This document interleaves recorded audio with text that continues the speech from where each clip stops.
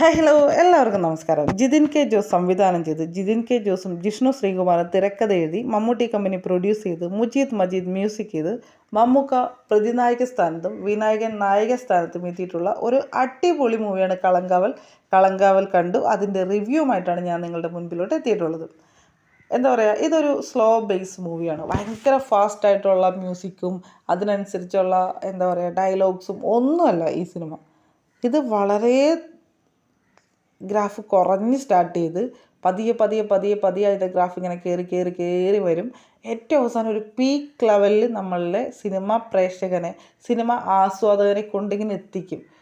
ഒരു അച്ചടക്കമുള്ളൊരു തിരക്കഥ ഈ സിനിമയുടെ ബാക്കിലുണ്ട്. അച്ചടക്കമുള്ള തിരക്കഥ ഉണ്ടായത് കൊണ്ടിട്ടാണ് ഈ സ്ലോ ബേസ് മൂവിക്ക് ഇത്രയേറെ ബ്യൂട്ടി നമുക്ക് ഫീൽ ചെയ്യുന്നത്. തിയേറ്ററിൽ ഏത് ഏജ് കാറ്റഗറീസിലുള്ള ആൾക്കാർ ഇരുന്നാലും ശരി, അവർക്കെല്ലാം ഒരുപോലെ കണക്ട് ചെയ്യാൻ പറ്റുന്നൊരു സിനിമയാണ്. എൻ്റെ കൂടെ ഇരുന്ന എൻ്റെ അനിയത്തിയുടെ മക്കളായിട്ടുള്ള 4 ക്ലാസ്സിലും 6 ക്ലാസ്സിലും പഠിക്കുന്നവരാണ്. അവർക്കും എനിക്കും ഈ സിനിമ ഒരുപോലെ കണക്റ്റായി. അത്രയ്ക്ക് അടിപൊളിയായിട്ടാണ് ഈ സിനിമ എടുത്തു വച്ചേക്കുന്നത്. ഓഫ് കോഴ്സ് അഭിനയത്തിൻ്റെ കാര്യത്തിലോട്ട് വരികയാണെങ്കിൽ വിനായകൻ ഒരു രക്ഷയില്ലാത്ത അഭിനയം തന്നെയാണ്. നമുക്കൊരിക്കലും വിനായകൻ എന്ന് പറഞ്ഞാൽ നടനെ നമുക്ക് മാറ്റി നിർത്താൻ പറ്റില്ല അല്ലേ. അദ്ദേഹത്തിന് ഇനിയും മലയാള സിനിമയിനകത്ത് ആവശ്യമുണ്ട്. അത്തരം വേഷങ്ങളാണ് അദ്ദേഹം തിരഞ്ഞെടുത്ത് ചെയ്യുന്നത്. സോ ഇതിലും വളരെ മനോഹരമായിട്ട് തന്നെ ആ വേഷം ചെയ്തിട്ടുണ്ട്. ഒരു പോലീസ് ഓഫീസറായിട്ടാണ്. ഫുൾ ടൈം ആ ബോഡി ലാംഗ്വേജ് നിലനിർത്താനും എന്താ പറയുക, ആ ഒരു പോലീസ് ഓഫീസറിനൊരു ഭാഷയുണ്ട്. ആ ഭാഷ അല്ലെങ്കിൽ ആ ഒരു എന്താ പറയുക ഒരു സ്റ്റൈലുണ്ട്. ആ സ്റ്റൈല് ഫുള്ളായിട്ട് പിടിച്ചു പോന്നിട്ടുണ്ട്. പിന്നെ മമ്മൂക്കയോടൊപ്പം നിന്ന് അഭിനയിക്കുക എന്ന് വെച്ചാൽ ചില്ലറ കാര്യമല്ല. അത് നായകനും പ്രതിനായകനും സ്ഥാനത്ത് വരിക എന്ന് വെച്ചാൽ അത് വിനായകൻ ചെയ്തിട്ടുള്ള ഇന്ന് വരെ ചെയ്തിട്ടുള്ള കാര്യങ്ങളിലത് ഏറ്റവും ഹൈ ആയിട്ടുള്ളൊരു റിസ്ക് എലമെൻ്റ് ഉള്ളൊരു കാര്യമാണ്. കാരണം അതിൽ വിനായകൻ ജയിച്ചു. അത് തന്നെ എടുത്തു പറയാൻ കാരണം എന്ന് വെച്ചാൽ ലാസ്റ്റ് സീനിനോട് അടുക്കുമ്പോൾ നമ്മൾ മമ്മൂട്ടിക്ക് വേണ്ടിയല്ല കൈയടിക്കുന്നത്, വിനായകന് വേണ്ടി കൈയടിക്കുന്നുണ്ട്.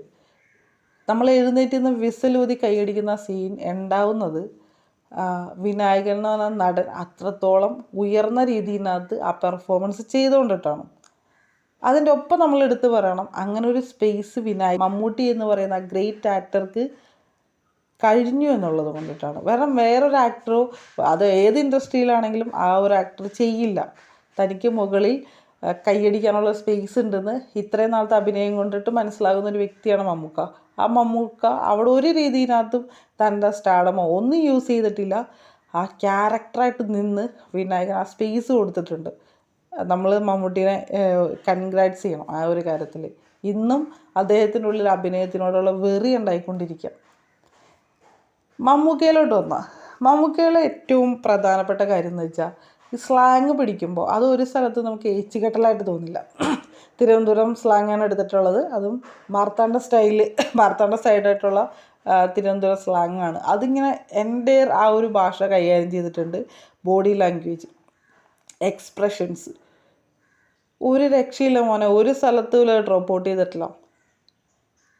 അടിപൊളി എന്ന് വെച്ചാൽ അടിപൊളി. നിങ്ങളൊരു മമ്മൂട്ടി ആരാധകരാണെങ്കിലും അല്ലെങ്കിൽ ശരി, സാറ്റിസ്ഫാക്ഷൻ്റെ ഹൈ ആണ് ഈ ഒരു സിനിമയിൽ മമ്മൂട്ടിയുടെ അഭിനയം. ഈ ഒരു സിനിമേനകത്ത് നമുക്കറിയാവുന്ന പോലെ 21 പേരെ കൊല്ലുന്നുണ്ട്. സൈനൈഡ് മോഹൻ്റെ കഥയല്ലേ. അപ്പോൾ എൻ്റെ ഈ കഥ ഞാൻ വായിച്ചപ്പോൾ എൻ്റെ ഉള്ളിനകത്തുണ്ടായത് ഇതെങ്ങനെ മമ്മൂക്ക ചെയ്യും. കാരണം ഇതിനകത്ത് പ്രണയമുണ്ട്. അവരെ പ്രണയം നടിച്ചു വീഴ്ത്തണം, അവരുമായിട്ട് റിലേഷൻഷിപ്പിനകത്ത് ഏർപ്പെടണം, അതിനുശേഷം ഒരു കില്ലിങ്ങിൻ്റെ മൊമെൻറ്റിലോട്ട് കൊണ്ടുപോകണം. ഇതെങ്ങനെയായിരിക്കും മമ്മൂക്ക ചെയ്യാമെന്ന് ഇതിനുള്ളൊരു ഉത്തരം ആ സീനകത്ത് അടിപൊളിയായിട്ട് തന്നെ മമ്മൂട്ടി തരുന്നുണ്ട്. കാരണം ഇതിനകത്ത് വളരെ കുറച്ച് സീൻ മാത്രമാണ് ലവ് എക്സ്പ്രസ് ചെയ്യുന്നതും ഫിസിക്കൽ റിലേഷൻ എക്സ്പ്രസ് ചെയ്യുന്നതൊക്കെ വളരെ കുറച്ച് സീൻസിൽ മാത്രമേ ഉള്ളൂ. പക്ഷേ ആ സീൻസിലെല്ലാം കുറച്ച് നേരം കൊണ്ട് നമ്മളിലോട്ട് എത്തിക്കാൻ മമ്മൂട്ടിക്ക് കഴിഞ്ഞിട്ടുണ്ട്. നമുക്ക് ആ സമയത്തൊക്കെ ആ വില്ലനോട് തോന്നുന്നൊരു ദേഷ്യമുണ്ട്. ഒരു രക്ഷയില്ല മാൻ. സാധാരണ സിനിമകളിലൊക്കെ നായകനായിട്ടുള്ള ഒരാൾ പ്രതിനായക സ്ഥാനത്ത് വരുമ്പോൾ സിനിമ കഴിയുമ്പോൾ നായകനേക്കാൾ നമ്മുടെ ഉള്ളിലുണ്ടാവുക പ്രതിനായകനോടുള്ളൊരു ഇഷ്ടമായിരിക്കും, ഒരു അനുകമ്പയായിരിക്കും. പക്ഷേ ഈ സിനിമേനകത്ത് ഒരു സ്ഥലത്ത് പോലും മമ്മൂട്ടി എന്ന് പറയുന്ന നടനോടോ അല്ലെങ്കിൽ ആ ഒരു ക്യാരക്ടറിനോടോ നമുക്ക് ഒരു രീതിയിൽ സഹതാപമോ സ്നേഹമോ തോന്നില്ല. അത്രയും അടിപൊളിയായിട്ടുള്ളൊരു സിനിമാനുഭവം. ഈ സിനിമയിനകത്ത് ക്യാരക്ടേഴ്സിനെ പറയാനാണെങ്കിൽ ജിബിൻ ഗോപിനാഥ് ഉണ്ട്, അതുപോലെ തന്നെ ഗായത്രി അരുൺ, പിന്നെ നമ്മുടെ രജിഷ വിജയൻ, അങ്ങനെ കുറേയധികം ആൾക്കാരുണ്ട് നടിമാരായിട്ട് വന്നിട്ടുണ്ട്. പക്ഷേ ഇതിൽ അതിനോടൊപ്പം തന്നെ നിൽക്കുന്ന ഒരു ക്യാരക്ടറും ആയിട്ട് നമുക്ക് പറയാൻ പറ്റുന്ന ഒന്നാണ് ഈ കാറ്, അതുപോലെ തന്നെ സിഗരറ്റ്സ്. ഈ 2 പ്രോപ്പർട്ടിയും ഈ ഒരു സിനിമയിനകത്ത് നല്ലൊരു സ്ഥാനം വഹിക്കുന്നുണ്ട് കേട്ടോ. പ്രോപ്പർട്ടി ആയിട്ടുള്ള സിഗരറ്റ് മമ്മൂക്ക കൈകാര്യം ചെയ്യുന്ന രീതിയുണ്ട്. അതൊരു എക്സ്ട്രാ ഓർഡിനറി സാധനമാണ്. സിഗരറ്റ് വായിൽ വെച്ച് ചവച്ചരയ്ക്കുന്നൊരു സീനുണ്ട്. എൻ്റെ ദൈവമേ, നമ്മളിങ്ങനെ ആലോചിച്ച് പോകും ഇതെങ്ങനെ ഇത് ചെയ്യുന്നതെന്നുള്ളത്. അത് 2-3 സ്ഥലത്തുള്ളപ്പോൾ 2-3 സ്ഥലത്തും സെയിം മെത്തേഡ് യൂസ് ചെയ്യുന്നുണ്ട്. കാരണം അത്രയും കറക്റ്റായിട്ട് അതിനെ ഫോളോ അപ്പ് ചെയ്യുന്നുണ്ട്. പിന്നെന്താണ്, എനിക്ക് നിങ്ങളോട് പറയാൻ ഒറ്റ കാര്യമുള്ളൂ, ഇതൊരു മികച്ച സിനിമാ അനുഭവമായിരിക്കും നിങ്ങളെ സംബന്ധിച്ചിടത്തോളം. നിങ്ങൾ സൈനൻ മോഹൻ്റെ കഥകൾ കേട്ടിട്ടൊന്നും പോകേണ്ട ഒരു ആവശ്യമില്ല.